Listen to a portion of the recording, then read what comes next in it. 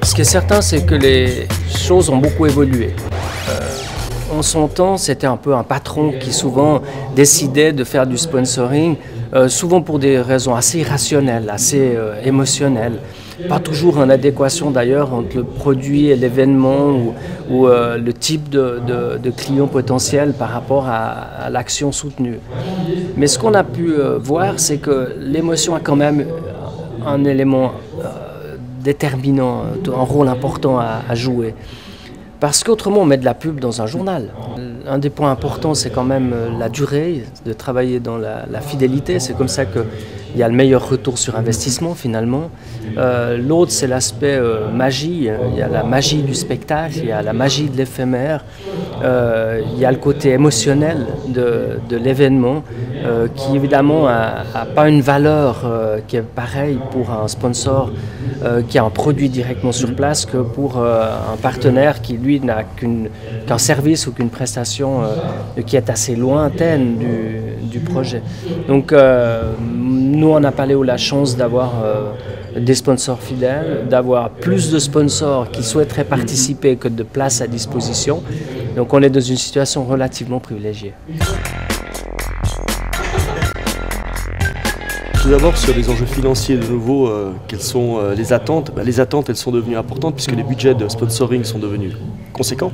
Donc, qui dit conséquence, dit regard sur ces budgets de manière beaucoup plus assidue par les financiers qui ont, eux, cette attente de retour sur investissement qui est naturellement, bien sûr, toujours un enjeu, mais qui n'est jamais mis comme une priorité au départ. Puisque l'enjeu, c'est que la présence de l'enseigne avec tout ce qu'elle veut véhiculer, de ce qu'elle porte, ce soit d'abord un enjeu de présence réussi. Et pour que ce soit un enjeu de présence réussi, il ne faut pas que l'enjeu financier prenne le dessus sur l'enjeu de la relation, puisque c'est une relation qu'on cherche à développer dans les partenariats de sponsoring qui, elle, doit primer. Donc on fait en sorte aujourd'hui que ces instruments qui existent et vous contribuez à en développer certains nous aident à mesurer quel est d'abord qualitativement l'impact de ces actions de sponsoring que nous menons, parce qu'on investit des montants considérables et qui se font naturellement à travers des arbitrages, donc cet argent va ici et ne va pas ailleurs, donc il est important de mesurer quelle est sa conséquence et sa répercussion et ses effets positifs, mais on ne met ça qu'en finale, comme un élément de mesure a posteriori et non pas comme un critère de décision en amont, en a priori.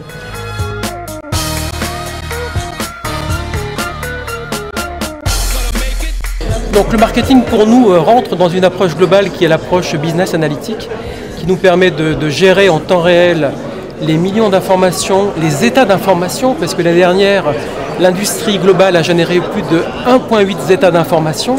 Donc un zeta, ça a 21 zéros après le chiffre principal. Et il faut gérer cette information. Donc pour nous, le marketing va maintenant, à cause de l'innovation du traitement des données, pouvoir traiter en temps réel l'ensemble des informations qui sont générées par nos clients à tous. Et le but, bien évidemment, est de mieux connaître nos clients. Les segmentations traditionnelles tombent et on peut se rendre compte qu'un client peut être à un instant T dans quelle case de segmentation, dans telle autre. Il faut le déceler pour pouvoir justement mettre en place la bonne stratégie marketing face à ce client-là.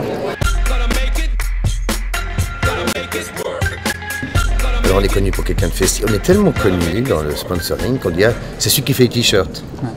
Alors qu'on fait plein d'autres trucs. Alors en fait, pour moi le sponsoring, c'est un moment festif. D'abord pour nos gens, ils sont tous invités, pour nos clients. Et puis on est là où il se passe quelque chose. En fait, on a une fonction, on habille les gens. Donc c'est naturel qu'on doit habiller les sponsoring. On n'a pas aussi à trouver, on offre le staff, mais c'est des milliers de pièces. Marathon, c'est dizaines. En contrepartie, après il y a des ventes sur place, des fois il n'y en a pas. Que tu sponsorises le tournoi d'échecs ou des mathématiciens suisses des juniors, ou l'association suisse des jumeaux. Parce qu'on a fait un t-shirt avec 2 têtes, Paul Gag. Alors on a envoyé l'association suisse des jumeaux, évidemment. La pêche, mais on allait jusqu'à 500-600 événements par jour. Énorme. Donc ça, c'est pour le sponsoring. Et puis ce que j'ai appris ici, c'est qu'effectivement, ROI on mesure. Mais si tu commences à mesurer trop, tu fais plus rien d'abord. Tu dis ouh là là. Et puis qu'il y a cette partie budget qui est honnête, mais il y a aussi l'autre partie un peu empathique. Parce que mesurer, ça va bien à un moment donné, mais comme tu disais très bien, si les décideurs ou le patron n'aiment pas, il va dire votre théorie est fantastique, mais non, on n'y va pas.